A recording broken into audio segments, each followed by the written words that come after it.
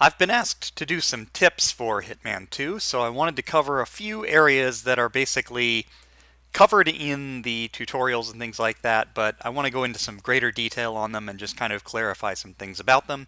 This particular video will mostly just be about spotting, which means NPCs actually spotting the player as opposed to anything else.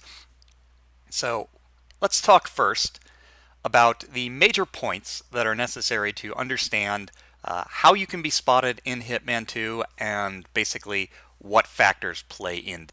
The three main factors are going to be where you are, what disguise you're wearing, and what you're doing. That seems pretty simple and it is pretty much covered adequately in the tutorials, but I just want to go over how some of these things can be different and what it means for them to be different. The first topic is where you are and where you're allowed to be. There are only three kinds of areas in Hitman. You have a permitted area, which there's no special user interface thing for this. It's just you can be there depending on your disguise. An example of that would be the race stands area in Miami. You're allowed to be there in your suit. You can just walk around. Nobody will bother you unless there are enforcers, which I'll get to later. The second is a trespassing area, and the third is a hostile area. Now, those are a little more complicated, so I do want to use some examples to show the difference between a trespassing area and a hostile area. I assume you probably don't need to know anything about a permitted area since that's just a normal area. So let's first go to Colorado here. We start off in a hostile area in our suit, and we're hostile everywhere on the map. I'll go over that in a minute, but for now, what we'll want to do is knock a guy out, take his disguise, and that will put us at non-trespassing, and then I'll show off the differences between that and trespassing. So we just wait for our friend Joey Barker here to come check the generator.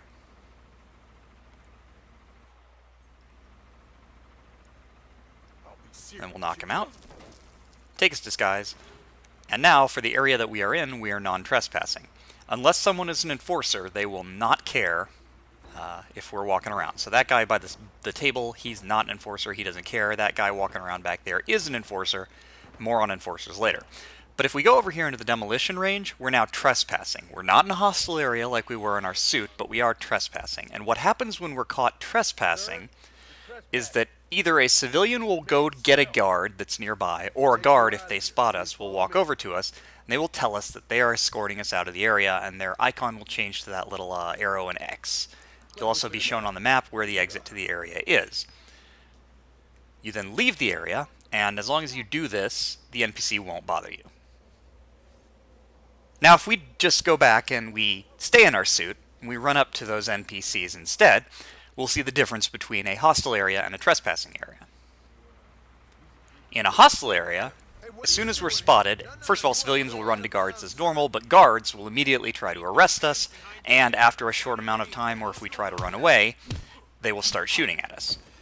So if we do a hostile act, or if we just wait long enough, they'll just immediately go into combat with us. That's the difference. Next, let's talk about what we can do. So there are basically two kinds of actions that are problematic, and those are hostile actions and illegal actions. Hostile actions are really obvious. You know, you shoot somebody, you point a gun at somebody, you attack somebody.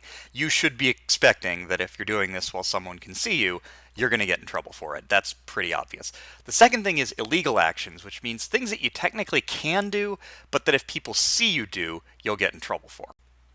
Let's now talk about suspicious activity. So we've started here as a hacker. I'm going to throw a coin. I was trying to get one of the other hackers to come talk to me, but instead it got the guard. Doesn't really matter. So I'm going to start the 3D printer. Now, normally this would be a hostile action, but because we are a hacker, we're allowed to start the 3D printer. However, once the 3D printer is done printing the mask of Sean Rose's face, we'll see that there's a red icon on picking it up, and that indicates an illegal action. And if we do that in front of an NPC, any NPC, including a guard, but pretty much anyone, we will become suspicious. And being suspicious is basically like being caught shooting someone or something like that. There's no real way to get out of this except running away. Now, if you do run away, it may preserve your silent assassin. More on that a little later. But in general, you don't want to be seen committing an action like this, because eventually it will lead to hostilities.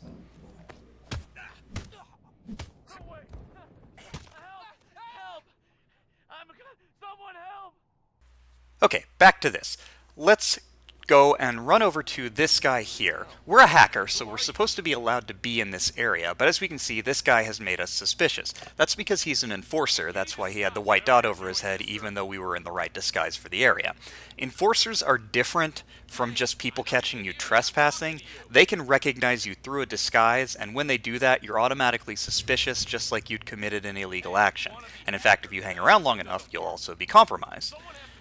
And they will run for a guard, or if they are a guard, they'll try to attack or arrest you. So we want to avoid that if we can. But there are some special details about enforcers that I'll go over later. Now let's talk about holding illegal items. So what we're going to do is walk over to this guard, and we're going to pull out our pistol. Then we're going to quickly put it away. Pull it out again, put it away, and then we're going to just pull it out and walk up in front of him. You'll notice you have this small grace period where you pull an illegal item out that you can actually stash it again before you get in trouble. But if an NPC sees you for long enough holding an illegal item, that's it. You're just done. The same is true when you throw an illegal item, even if it's not illegal in your hand. Get those grubby hands away from that now. Nice and slow. I got you in my sight. And likewise, if you drop an illegal item in front of an NPC, whether they're civilian or a guard. It will take a few seconds for them to register, but as soon as they've seen you do it, you're going to get busted, even if you run away. This, of course, also extends to any prompt, like any prompt action, rather, that is considered to be illegal. For example, picking a lock. That icon says that it's going to be illegal, and indeed, if there are any NPCs close enough to see you during the period where you're lockpicking, you will be suspicious. That pretty much covers the basics, so let's go into some greater detail now. First, let's talk about crowds. There are three things that you really need to know about crowds. First of all, they're not real NPCs, they're telepathic, and they are mostly nuisances more than they are threats, unlike regular NPCs. Crowds are basically amorphous blobs of fake NPCs automatically generated by the game. They are not real people. You can see that because they do not have dots on the minimap. They behave in a very generalized way, like instead of spotting me, they just kind of make that kind of panicky noise. And essentially, crowds by themselves are incapable of doing anything to you. They can't spot me, even though I've been walking around with my gun out all this time. They can't report me, but what they can do is essentially transmit my illegal actions to any NPCs who happen to be nearby. However, the severity of the action is also important. See, I've got my gun out behind this guard, doesn't really do anything. If I get a little closer to him, though, the crowd will finally transmit to him that he needs to deal something with me. Now, how severe the action is influences how fast the crowd reacts and how fast it transmits to real NPCs. If I pull a gun, that just kind of annoys people in a radius, but if I start shooting, it will transmit to an NPC, even if that NPC has their back to me and they're quite a ways away. Crowds are telepathic. They do not actually need to be that close to the NPC. They can be on completely different levels, that sort of thing. So as we can see, I'm just kind of wandering around here. I'm going to come down here into an area where no one's really looking at me and just start shooting. And then magically, even though these guys are both out of line of sight to me and on higher levels, one guy is actually on a higher elevation, they can magically detect me. However, as I mentioned, the severity of an action influences how far the crowd can transmit. For some reason, when I threw this to knock that guard out, they can't actually transmit from where they are to any nearby NPC that there's been a person knocked out. They would do it if there were an NPC close enough, but they can't in this case because there isn't one near enough to him. Now, if I go do something that's more illegal, then the crowd will magically be able to send that out. So, for example, if I go over here and take his disguise, it will transmit to a nearby NPC.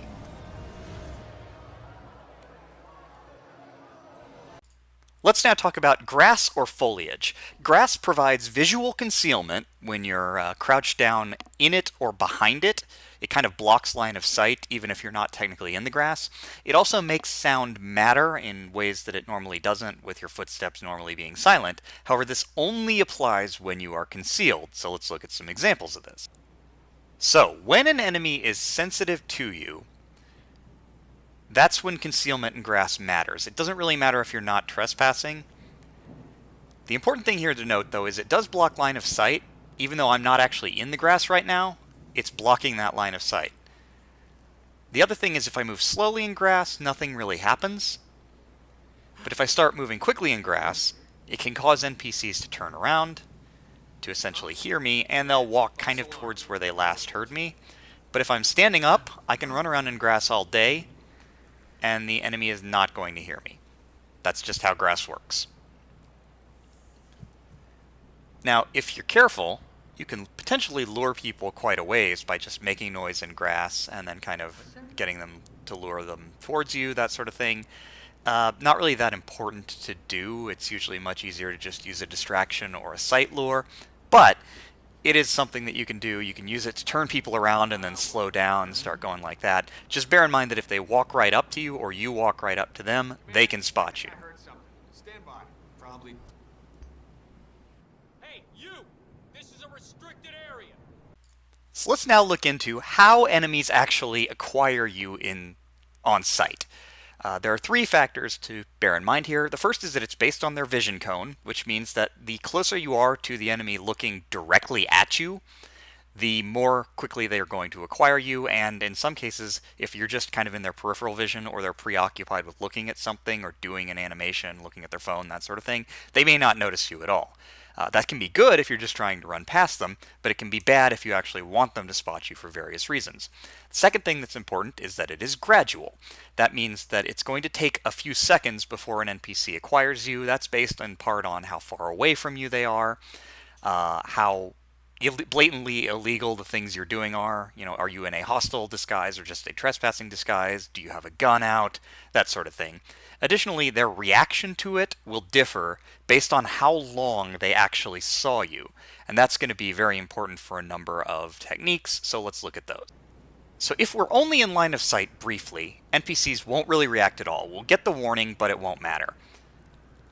Now if we wait a little longer, the NPC will turn towards where they last saw us and get a question mark over their head, but they won't move. They'll just kind of look our way.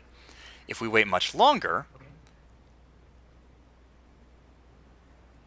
Okay, that was another partial spot. You really have to just get a feel for this, but if you wait long enough where you've almost been spotted, what should happen is the NPC will see you and then start walking towards you. Note this only works if you are trespassing or in a hostile area. If you want the NPC to acquire you faster, you can point a gun at them. That will cause them to sight you much faster, but you have to be careful not to get caught. Now you might wonder why we would want to take the risk of being seen. And the reason is that if we can do it correctly, we can get an NPC to walk towards where they last saw us, and this works regardless of other NPCs nearby. Only whoever saw you will actually come look where you were. So if there's 3 NPCs and you want to lure one of them, if you can get that one person to look at you, then it will not matter what the other 2 are doing, because that person will be the one that walks over. They will not tell somebody else to go look, because sight lures are strictly a whoever saw you thing. Now, as I mentioned, this only works if you are trespassing or in a hostile area. It does not work on enforcers, and it does not work from pulling out a weapon when you're in a disguise that doesn't allow you to have a weapon.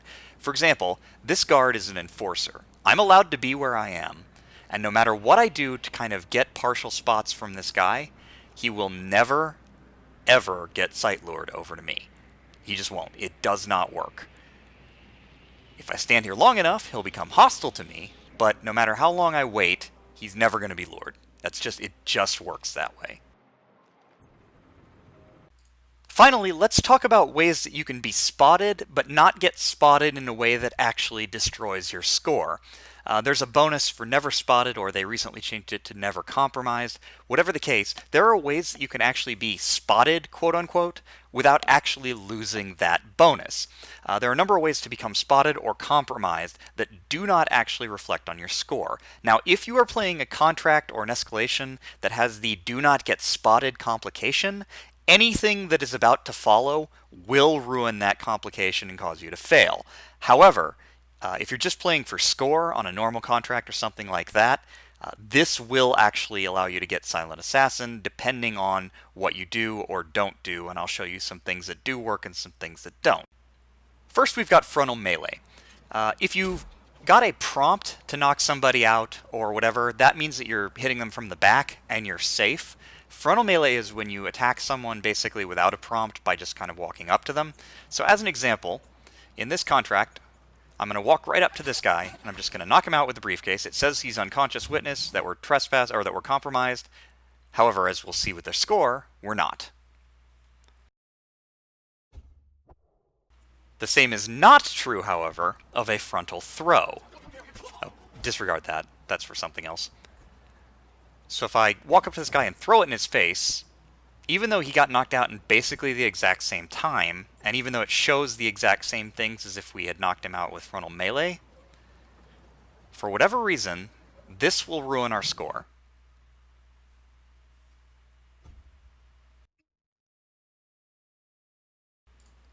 Another note is that targets cannot spot you. This was a recent change, so even though this guy just saw us with an ice pick in our hands, registered that we were doing an illegal action, as long as he doesn't communicate that to anybody else, because he's the target and we killed him, we will not lose our Silent Assassin score.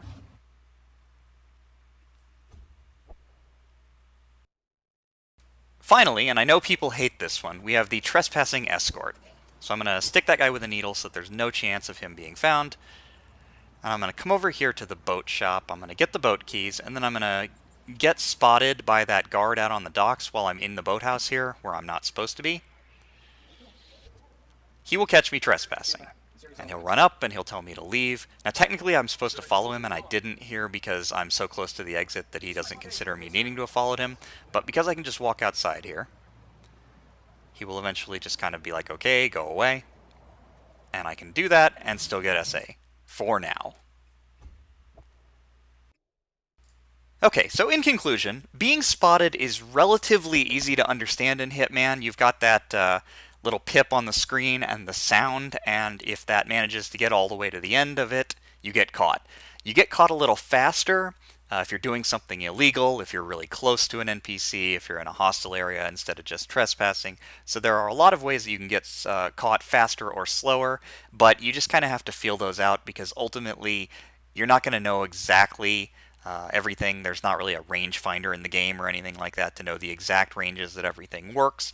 It's just something you'll have to experiment with. However, the main things to take away are that, first of all, NPCs can spot you when you're trespassing, when they're enforcers, when you're hostile, that sort of thing. However, you can also make use of that to your own advantage, such as with sight lures. Or you can use the fact that somebody saw you and turned towards you if you've slipped past them to run behind them. You can use grass to break line of sight, or you can intentionally run around in the grass so that somebody turns towards you and starts walking, and then you kind of creep away slowly in the grass to get behind them. Again, there are lots of ways to take advantage of an NPC's ability to spot you. The main thing to keep in mind, though, of course, is that in some cases, there's just not going to be much that you can actually do about it. And in those cases, you're going to need to use a distraction. And distractions are a much more complex topic, one that I'll try to address eventually coming up. But as you can see, this is an almost 20-minute video for just talking about NPCs looking at you. And I didn't even cover things that are kind of more deeply under the hood, like vision cones, which unfortunately I just don't know anything about other than just kind of instinct from working them out in game. But essentially, what we need to know is that we will need to use distractions to turn and manipulate NPCs in ways that we can't by just getting spotted by them. That said, sight lures are extremely powerful, and they're good for peeling off NPCs who are kind of in groups or things like that. So don't forget about that as an option, because it is a good way to get somebody to go into like an isolated room. You know, you open a door, point your gun at somebody until they notice you, close the door and hide, and then they'll come into the room, door closes behind them, you can take care of them. Those are the sorts of tricks that are useful. However, distractions are going to provide you with much more ability to manipulate the AI and make the NPCs do what you want them to do. That said, just don't forget all these tips, and we will look into distractions next time, probably. Unless I decide to do something like access or other things that might be simpler topics. We'll see.